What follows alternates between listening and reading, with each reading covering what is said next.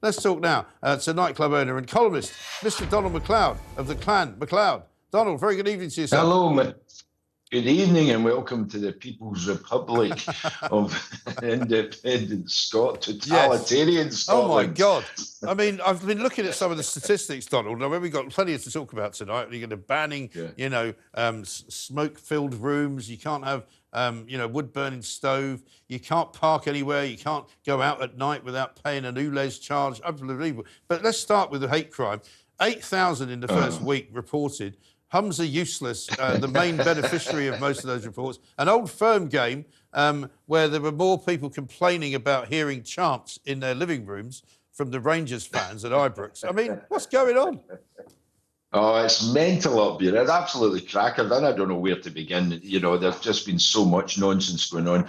You know, as you said, there was 8,000 complaints in the first week. Yeah. There's been, that equates to, I think it was the Telegraph that put this out, 416,000 in a year, which means there's only 58,000 assaults in Scotland reported in a year. But this is in the back of police numbers being at the lowest levels for 15 years. Right. And 29 police stations getting shut. I mean, the words cluster and something else comes to mind. It really is a diabolical piece of legislation, which I don't know anybody that supports it. I've not heard anybody say, oh, this is a great idea, except the SNP Green administration, the gift that keeps on giving, the gift that keeps taking away, certainly taking away our freedoms. Didn't Anas Sarwar back it as well for Labour, though? Well, I've talked to Anas about this, and he said, well, this was, 3 years ago that they agreed on this, and they wanted to put in an amendment to the bill, which was thrown out. But, there's many politicians that are totally against this, but I can see that it's just a mess. But a lot of them are just sitting back and watching the lumps of wood and the SNP Greens making the mistakes, and so that they can dive in. But to us, we're just sick of it. We're just sick of one piece of nonsense after another. You've got the hate crime bill now today. This has been the mental communication about the banning of wood-fire stoves and heaters, and it's just full of hot air. We're going to get smoke police now out into the Highlands checking and to see if you've got a burner on or not. But the messaging has been wrong because of that it's new build houses. But still, that's no small comfort, for those that live out in the rural areas who can't, access heating like like we can, like electricity. They've got to use petroleum gas at times, and then they're hit with storms after storms after storms. So now the Scottish government said, well, you're allowed a wood burner, but only as an emergency. Right. But all of this, Donald, as well, all of this, Donald, is all being driven, isn't it, by these clean air fanatics. They're the same people who are driving, the ULEZ zone in Glasgow, all of the, the dislocation of the car business, where they're trying to dissuade you from going in a car because they want to have clean air. But, as you know better than me, there's a motorway going through the middle of Glasgow. The clean air zone now, by the way, I noticed this when I went out to Heathrow the other week to go to America. The clean air zone has been expanded by the Mayor of London to Heathrow Airport. So you've now got planes taking off. You've got planes taking off about every sort of 25 seconds, and it's supposed to be a clean air zone for cars. Well, Mike, I've been banging on about this for ages. We actually went to court against LEZ in Glasgow. Here's a stat that I put in my column in the Herald this week. A 200,000 drop-off in footfall in the same period, January, February 2023 to today. 200,000 less people coming into the city.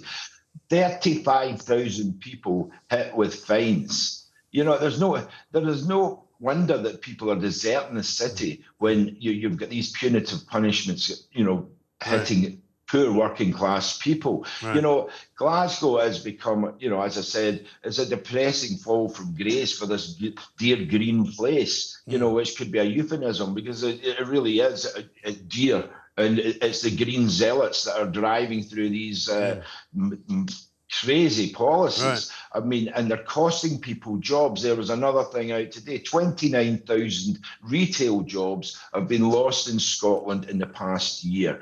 Now, that's retail. God, what is hospitality? It must be, I would reckon, six figures. And so this administration, they're damaging their economic vandals, and they're letting the Scottish people down. Far from sticking up for them, they're leaving them by the wayside. And really, we cannot, a day can't come soon enough in which they're out of power. But sadly, up here, it's going to be another 2 years after the general election before we get that chance. So it doesn't matter what happens in the general election. We are stuck with it, and it's just getting worse. I don't see any plans. I don't see them coming. It's just them coming back from any of the LEZ or the high parking charges that's also destroying Glasgow, scaring people away. I don't see any. I'm not hearing anything. They should be cancelling or suspending LEZ. They should be reducing parking fees, not increasing them. They should be encouraging people back to work.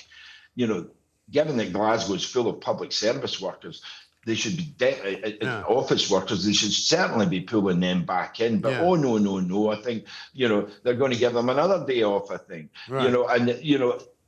ultimately they should be stopping ripping up these roads to replace them with empty bus lanes and empty cycle lanes, Deliveroo expressways, I call them, because that's the only bites you see in them.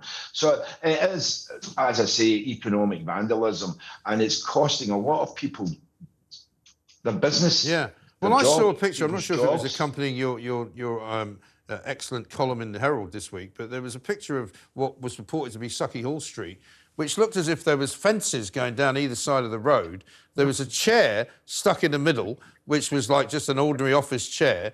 There was rubbish in there. There were presumably rats running wild. Is there literally no road now that you can drive down in Sucky Hall Street?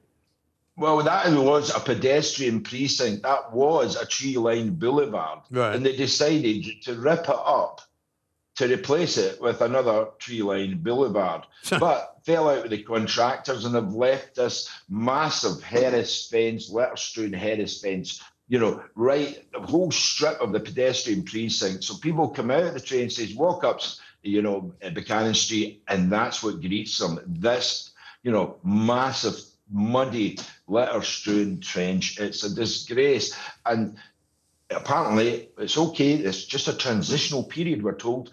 It will be fixed in November. Amazing. It's like the joke I said last week. My wife said to me, "I make love like a painter." I said, "What, like Da Vinci, smooth strokes, attention to detail, the result of a masterpiece?" She says, "Nah, like the council, rush the job, leave a mess, and I have to finish it myself." Exactly right. That's where we are. But I mean, Scotland used to be a fun country. I lived there for many years. My parents come from there. We still are. We still are. We're not going to be beaten. Well, you've got to have that attitude now, haven't you? It's a bit like down here. The world's gone mad down here. Nobody knows what's going on. The government don't appear to have any control over anything that's happening. But, Humza Yousaf has come out tonight, just before you came on, actually, his message to Scotland saying that it's a wonderful place. He wants to wish Eid Mubarak to Muslims around the world celebrating Eid at the end of Ramadan. It's a time to be grateful for the blessings in all our lives and to reflect on how we can spread kindness and compassion to those less fortunate. I want to wish all Muslims a happy and blessed Eid. Well, that's all very well, and there's nothing wrong with it, but how about the rest of Scotland? Is he wishing them some kind of a happy weekend? Well, I don't think he's a bad guy. I don't. I just don't think he's capable of running a country. I think he's miles away from that. I don't think he could run a shop. I don't think he could get my paper. I don't think he could do anything. But the point is, I don't think he's bad. But spreading kindness and wishing that in Scotland, yes, we all want that. But a hate crime law doesn't do that. It divides, it polarizes, it separates, it encourages people to go snitch on neighbours and pick up the phone and try and get the police involved in chat. And it's nonsense. It's just nonsense. And we have to put the brakes on it all. We have to put the brakes on the LEZ, all this traffic madness, all this road chaos. We have to put the brakes on this hate crime bill because it's clearly not fit for purpose.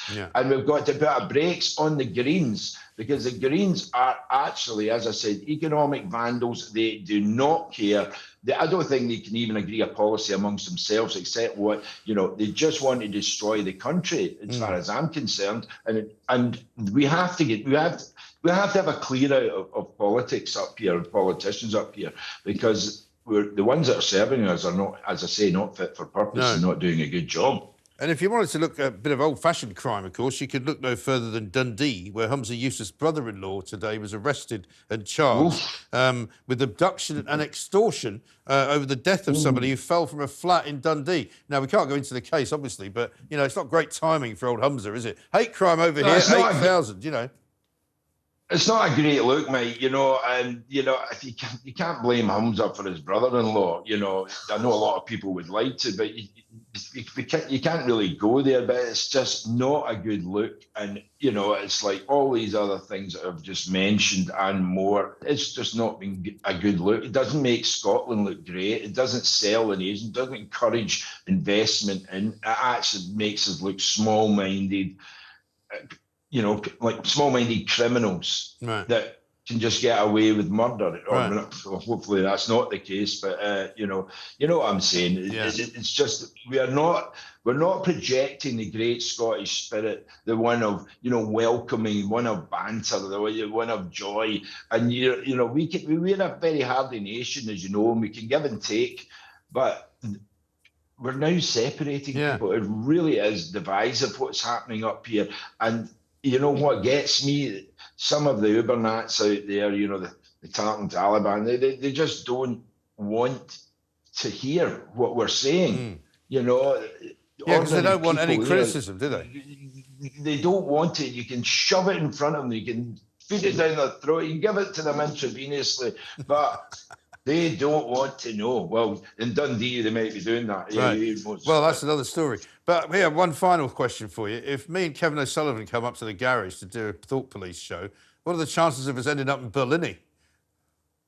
Very good, very good. I'll make sure of that.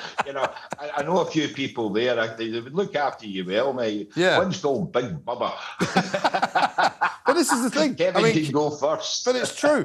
Comedians, people are going to be worried about going up there and getting done over and not getting out alive. I'm worried now. I may be getting reported now for just saying that. Certainly hope so. Yeah, absolutely right. Well, I can tell you. Look forward to it. I look forward to it too. Well, listen, keep the faith and keep the good fight going, because we need you very much at this time. It's a difficult time. Donald Cameron MacLeod of the Clan MacLeod, MBE, of course, as well.